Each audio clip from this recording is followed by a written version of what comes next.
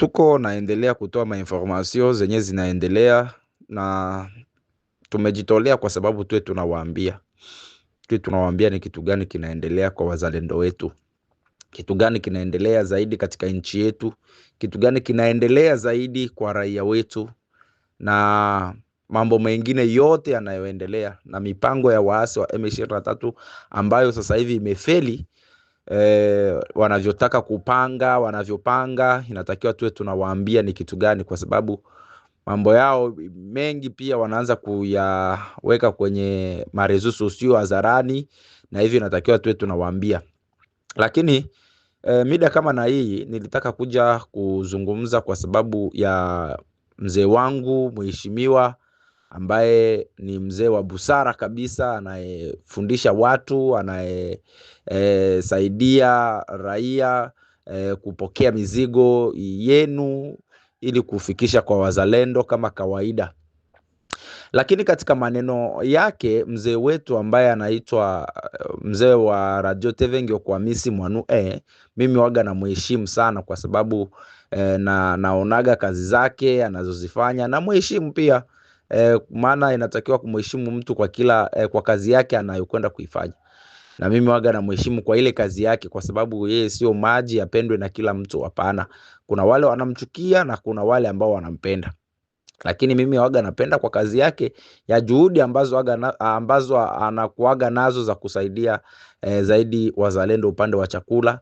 Hiyo waga na furahia sana. Lakini kinyume na hicho, kitu ambacho mimi waga sijisikii vizuri, kuna neno ambayo kila audio akituma waga anazungumzia, kwa sababu ya waandishi wa habari wengi katika mji wa Baraka wamenunulika na waasi wa M23 na walikuwa wanasubiria Baraka Tombe ili wapewe makazi waandishi wa habari. Sasa jambo hilo mimi waga linanisumbua sana, kwa sababu ni jambo ambalo la kuweka vijana wetu wengi ambao ni waandishi wa habari katika mji wa Baraka kwenye njia ya kukatishia maisha mapema zaidi. Yaani tunawaweka mwensekirite kubwa sana wale vijana wetu, na tujui ni kitu gani ambacho waga kinaendelea entre Hamisi Mwanue pamoja na waandishi wa habari wa mji wa Baraka. Je, ni makonfli ya rezo sosio ambayo waga nayo? Kwa sababu niliwahi kuiona na kusoma mambo mengi wakati alikuwa akizungumza kwenye grupu ya CG. Alibebana na watu wengi sana mle, na wengine walimbebelea vitu kama hivyo. Sijui kama hiyo ndo chanzo ya yeye kuanza kutamka kila wakati kwenye voice yake. Pia kuna waandishi wa habari ambao walikuwa wameshanunulika katika mji wa Baraka, na anajua majina na anaweza kuwaweka wazi kila wakati anazungumza hivyo. Sasa leo mimi nilikuwa napenda aweke kwanza hayo majina wazi, ili watu wajue hayo majina ambayo waandishi wa habari walikuwa wameshajiunga na waasi wa M23 na walikuwa wanasubiria Baraka Tombe na directement wachukuliwe waanze kupewa makazi. Lakini hii mzee wangu ni kuweka watu wengi muma insecurity. Sidhani kama Baraka pale kuna waandishi wa habari kwa upande wangu ambao walikuwa wanajiunga na waasi wa M23, kwa sababu walikuwa wanatangaza information, walikuwa wanatangaza wewe sio kama ni Mungu sasa ambayo utakaa juu ili ukuwe naona kila journaliste kazi ambayo anakwenda kuifanya. Kuna waandishi ambao kazi zao zinafanyika na bila rezo sosio, kuna wengine wanafanya kazi zao kuma rezo sosio. Kwa hiyo na rezo sosio sio kila kitu ambacho waga unaweza ukakipata na ukakielewa na ukakijua, hapana. Kwa sababu hata uwe magrupe 1000 lakini tunapishana kwenye magrupe, kuna kitu kinaweza kuingia kwenye grupe na kinakuswata, lakini kuna mtu ambaye anaweza akakisikia kwenye ile grupe na akakusukumia wewe na ndo ukakipata. Kwa hiyo ni vitu ambavyo vinashangaza sana muda wote ambapo unaendelea kuzungumzia waandishi wa habari wa Baraka, kuwa kuna wale ambao tayari walikuwa wameshapewa rushwa na majina unayajua, na unaweza kusukuma na ushahidi kama gisi unavyoongea, kwa sababu audio zako zote waga una ushahidi. Hakunaga audio ambayo waga unatuma kisha ukose ushahidi. Yaani kila kitu waga una ushahidi. Kwa hiyo huo ushahidi unaweza kuutuma na mambo yote yaweke hadharani, watu wajue ni wakina nani walitaka kujiunga na AFC M23 kwa sababu ya kusubiri makazi, na walikuwa wanasubiri Baraka Tombe. Hiyo jambo mimi waga linaniumiza sana na linasikitisha sana. Sisi wamoja ni wachanga sana katika mambo ya uandishi wa habari. Hatuwezi kuwa hatuwezi kujidai kuwa kabisa sisi ni waandishi wa habari wakubwa, lakini kazi yetu ya uandishi wa habari imetufanya kuwa na jina kubwa katika mji wa Baraka, ijapokuwa ukosefu wa mafunzo, ijapokuwa ukosefu wa wote, lakini jina letu sisi limeshakuwa katika mji wa Baraka na tunajulikana kuwa sisi ni waandishi wa habari wa nyumbani. Tumepata mafunzo kutoka kwa Babiobe Malenga, walitufundisha. Niliwahi kutumika kwa Erna, wametufundisha mambo mengi. Aratafe mzee ya nani, tulikuwa tunapata mafundisho. Radio nyingi tumetumika na tumepata mafundisho zaidi. Tumepata mafundisho, maformasyo tumeyafanya sana katika mji wa Baraka, na ile nosio yetu kidogo ndo tuko nayo zaidi, ijapokuwa tunaweza tukataka tuendelee kupata maformasyo zingine na kuendelea kupata mafunzo mengi sana kwa sababu ya uandishi wa habari. Lakini jambo hilo mimi waga linaniumiza sana, kama we mwandishi wa habari mkubwa ambao umesomea kwa kadiri gisi waga unaongea, kwenda nazungumzia wa journaliste wengine. Hiyo ni kujimimi, ni ujimimi ambao uko nao zaidi, uonekane wewe tu ndo mwema katika mji wa Baraka. Na wakati wewe ulikuwa bado hujafika katika mji wa Baraka, kulikuwa watu ambao walikuwa wanafanya kazi bila wewe kuwepo. Kuna watu ambao walikuwa wanatangaza taarifa za wazalendo, wanapanda kwenye milima, wanaenda kuonana na mzee William Amuri Kutumba kule, na wanatangaza taarifa za mzee kule juu. Walikuwepo wanafanya hiyo kazi, na wewe ulikuwa upo Kinshasa uko unaona. Kwa hiyo sio muda tena wa kudharau mamedia zingine, kudharau waandishi wengine walikuwa wameshajiunga na FCM 23. Sasa ukizungumzia hivyo, yani Baraka nzima utakuja kuimaliza kuwa vitengo vyote ni vya M23, kwa sababu vitengo vingi ulishakazungumza kuwa hivi ni vya M23, hivi ni vya M23, hivi ni vya M23, hivi ni vya M23. Kwa hiyo vitengo vyote katika mji wa Baraka, mzee wangu, utakuja kuvimaliza vyote na kusema pia hata na societe civile ya Baraka ni M23. Utakuja kufikia kusema hata na sijui hata na watoto basi ambao wamezaliwa leo utakuja kusema ni M23, kwa sababu ni taarifa nyingi tu ambazo waga unazitoa mpaka ugusie waandishi wa habari. Kuna waandishi wa habari walikuwa ishapotea, sisi tumesimama imara. Je, uandishi wa habari ni sasa sisi wamoja tunazungumzia wazalendo, lakini kuangalia vizuri kwa waandishi wa habari, hatuwezi tukasimamia tu mpaka upande mmoja. Inatakiwa tuwe tunazungumza taarifa zote zile. Je, ukijulisha raia kuwa M23 imeteka mji fulani na hivyo wanajiandaa kuingia katika mji fulani, hivyo unakuwa M23. Ukitangaza kuwa M23 imetoka maeneo fulani imeenda maeneo fulani, na hivyo wametesa raia kule, hivyo unakuwa M23. Yani usizungumzie kwenye kinywa chako M23. Usizungumzie kwenye kinywa chako makosa wanaoifanya M23. Usizungumzie kinywa chako mpango wa M23. Yani tayari na wewe unakuwa M23. Kama gisi mwenzetu Biobe Malenga kwa artikle zake alikuwa akiandika, wamempiga vita sana. Wamempiga vita wakati pia alikuwa akitangaza taarifa za upande wote wa vita, alikuwa akitangaza upande wote. Kwa hiyo mimi sijaona hii hali kama ni nzuri zaidi ya kuendelea sana na mambo ya ujimimi, kwa sababu ukiangalia audio zako zote unajimimi sana. Yani unajiweka wewe ndo kila kitu, wewe ndo unaweza kazi ya uandishi wa habari katika mji wa Baraka, wengine wote ni M23. Kwa sababu baadhi ya waandishi wa habari ambazo unakwenda kuzungumzia wamejiunga na M23. Waandishi gani? Una udhibitisho gani wa kusema kuwa huyu amejiunga na M23? Kwa sababu unajidai na udhibitisho upo. Kwa hiyo sisi kama vile waandishi wa habari ambao pia ni wachanga, tungetaka utuhakikishie, utuambie waliojiunga na M23 katika mji wa Baraka ambao ni waandishi wa habari, inaweza kuwa vizuri, kwa sababu unaendelea kuweka wale vijana wetu ambao bado wanaendelea kuingia katika uandishi wa habari, unaendelea kuwaweka insecurity, maisha yao unaendelea kuwaweka insecurity. Kesho wataanza kuja kushikwa pale, kesho unaanza kutuma hata meme, hata mainformation ya wazalendo, watakuwa wanakataa. Kwa sababu ukienda kuongea na mzalendo atakwambia mpaka radio TV ngio kuiseme, kwa sababu tumesikia kuwa walio wengi hapa ni M23. Itafikia hivyo. Itafikia unaenda kuchukua habari sehemu anakuambia tumesikia ninyi mmeshajiunga, mnaanza kuja kuchukua taarifa hivyo, tumesikia mmejiunga na M23. Vipo vimefanyika Baraka. Nilikuwa Baraka niko naenda kuoji, mtu anakuambia tumesikia audio. Mzee, Unaenda kumuoji mzee, tuambie mbona soko uchafu unakuwa mwingi katika hii soko? Unaweza kutuambia nini? Tumesikia kwenye rezo sosio kama waandishi wa habari wengi na Hamisi Mwanue, tumesikia mengi kama mulisha kuwa ba mingi baisha kuwa ba M23. Tulishaanza kuogopa kuongea kwenye maradio nyingi. Unaona hiyo hali itatuheshimisha kweli? Hiyo hali itatufikisha maeneo gani? Hiyo hali itatubeba wapi? Wakati tunaanza kuchukua jukumu hivyo ya kuanza kusema kwamba huyu amekuwa hivi, huyu amekuwa hivi, huyu amekuwa hivi, hawa waandishi wamekuwa hivi, mpaka mainformasyon ya communauté tunaanza kuikosa.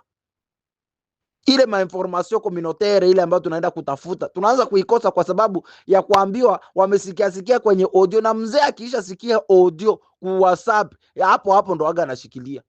Akiisha sikia tu audio fulani imesema hivi, hawezi kumbadili huyo mzee abadilike, atakwambia ni uongo. Kama gisi tu mtu ametoka nyumbani, amepata taarifa mvua kali imenyesha na imeharibu vitu vingi katika mji wa Baraka. Ni taarifa za maradio communautaire, meme hata ma TV nyingi anlinye zinafanya hizo taarifa. Wanaingia mitaani sasa kuangalia sehemu zilizoharibika, nyumba zilizobomoka. Unafika kwenye nyumba, unaenda kumhoji mtu, nyumba yako imebomoka vipi? Mvua unaona, unaambia raia vipi? Unaambia serikali vipi? Wakati unazungumza hivyo, benu mushimo tenda benu tushimu ngongwa bisuza nyumanga bishiri ba M23 mushimo njo tocha mushito tupate misao mushimo yani vitu vimoja vya ajabu mpaka unashindwa kuelewa. Je, tutaishia wapi? Yani zile audio zako zinaendelea kuingia kwenye akili ili wewe uendelee kukamilika kwa wewe tu ndo mwandishi wa habari katika mji wa Baraka. Leo Radio FM yako imefunga, haifanyi kazi. Na sidhani kama hizi siku mbili imefunguliwa kwa sababu mimi niko Uvira. Sijui kama ishafunguliwa, sijui. Lakini FM yako haifanyi kazi. Kwa nini kuendelea kubania wale wengine kwa radio communautaire zingine zisifanyi kazi? Kwa sababu ya kuelezwa tu, kusikia maaudio kwa waandishi wa habari wengi wameisha kuwa wa M23.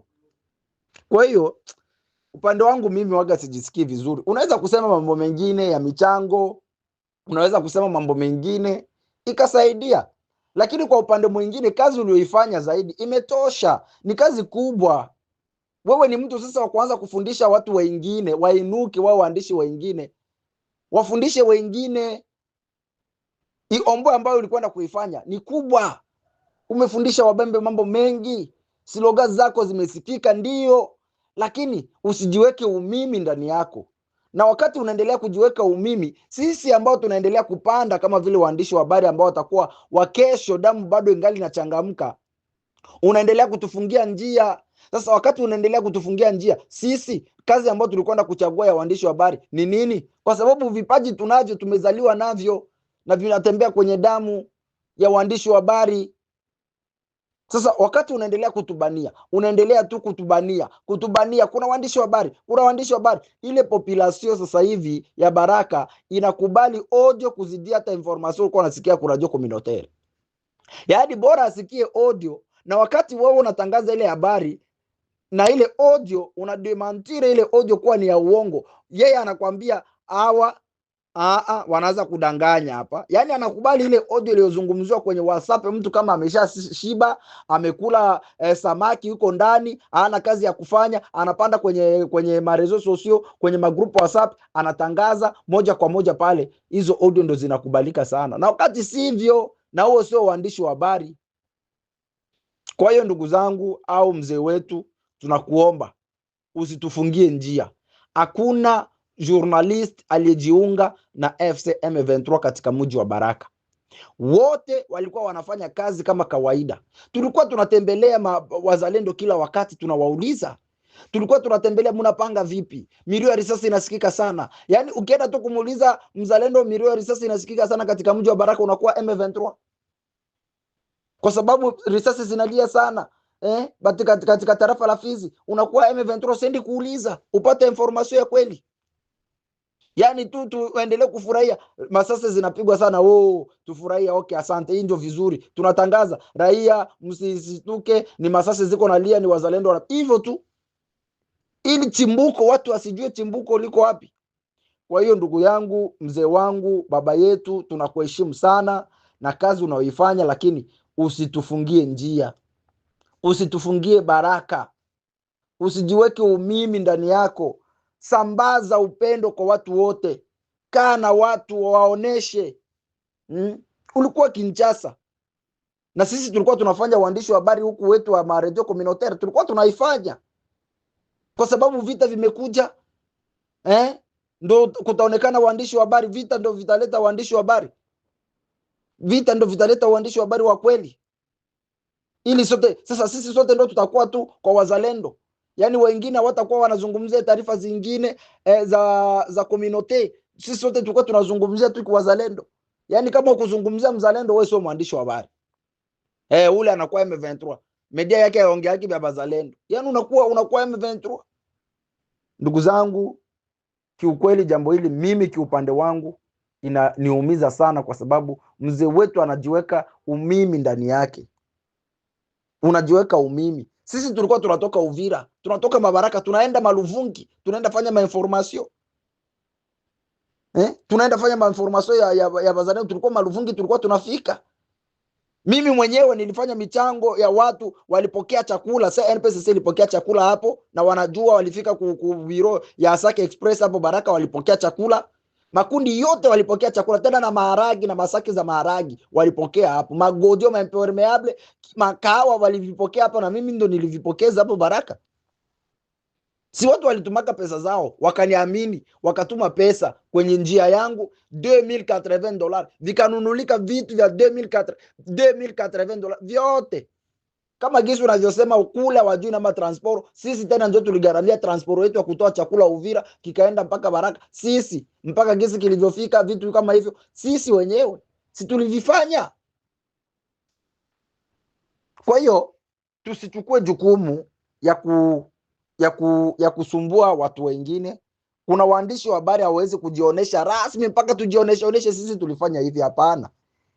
Ukiingia kuma channel zetu YouTube utakuta taarifa nyingi za wazalendo tunawatetelea. Na baadhi ya viongozi wakina Dalto wanajua kazi tulioifanya. Na zawadi tulikuwa tunazitoa kwa wazee, tunaleta mazawadi tunawapa kwa kazi wanaoifanya, tunawapa kwa heshima. Na maimaje ziko, na hatuwezi kuziweka tu wazi, ziko maimaje tulikuwa tunazitoa kukusaidia wazalendo kwa upande wao binafsi, ziko. Kwa hiyo tunawaambia ndugu zetu, kazi mlizozifanya, kazi mnaendelea kuzifanya ni nzuri, lakini tuache ujimimi. Ujimimi hautotusaidia kitu, ujimimi hautatupatia nafasi, ujimimi utatupeleka mbali na kazi tunaoifanya. Kesho tutabaki tunachukiana bure. Mzee fulani ndo alinifanyiziaga hivi, mzee fulani ndo alinifanyiziaga hivi, kijana fulani alinifanyizia hivi. Haitatupeleka fasi. Kwa hiyo tunawaomba ndugu zetu, tuishi kwa umoja, na kwa pamoja tutaweza hii kazi. Lakini tukianza V5 hivi hatutafika fasi. Sisi sote ni wabembe. Hakuna mwenye atapata kazi hapa, labda Mungu awe amekupangia. Na tushukuru Mungu kwa sababu William, mzee wetu mbeba maono, William Amuri Yakutumba amepewa nafasi kubwa zaidi, kubwa, kwa sababu ameonesha ushupavu wake na nguvu zake, kwa sababu alikuwa na watu. Angepata hiyo nafasi, angekuwa na watu, angepata hiyo nafasi kwa sababu alikuwa na watu, alikuwa na ushauri, iko na sentire ya ushauri, iko na sentire nzuri, ana watu wazuri, anakubali kila mtu. Mnamuona jinsi anavyoishi, basi inaweza kuwa vizuri watu wengine waiga hata mfano ambao mzee William Amuri Yakutumba waga anaishi, na hiyo inaweza ikatusaidia. Asanteni sana ndugu zangu. Mimi hiyo ndo kero ambayo waga niko nayo, nilipenda niiseme leo kwa urefu zaidi kufatana na mzee wetu. Kwa hiyo ni hivyo baba, tunakuheshimu, tunakupenda kwa kazi unaoifanya, lakini ujimimi ungetoka ndani yako ili ufungulie baraka watu wengine, kazi zao ziendelee. Mpaka unaanza kuweka watu wengine uoga kutokufanya kazi. Mimi nikifanya hiyo article, mimi naona kama hivi, watu wanaanza kushindwa sasa kutoa taarifa kwa sababu unawaweka masecurity. Kwa hiyo mzee wangu, kama una prepare siku moja mkutano, Salle Polyvalent iko pale, prepare mkutano na waandishi wa habari, una neno la kuzungumza, wakusikie, waga unataka nini. kama sisi sote tuwe tunazungumzia sasa taarifa za wazalendo, twende, kwa sababu sio kila media itazungumzia. Sasa population itakuwa napata taarifa zingine wapi za kimataifa na za mataifa? Kwa hiyo ni hivyo, nilitaka kuonesha tu kwa upande wako mzee, ungebadili basi hata ratiba, ufungulie watu wengine njia waendelee kufanya kazi zao kwa uhuru. Waandishi wa habari ni mtu ambaye waga iko huru na iko parmi kusema information yoyote ile inayoruhusu inayosikika katika population kwenye masikio yao.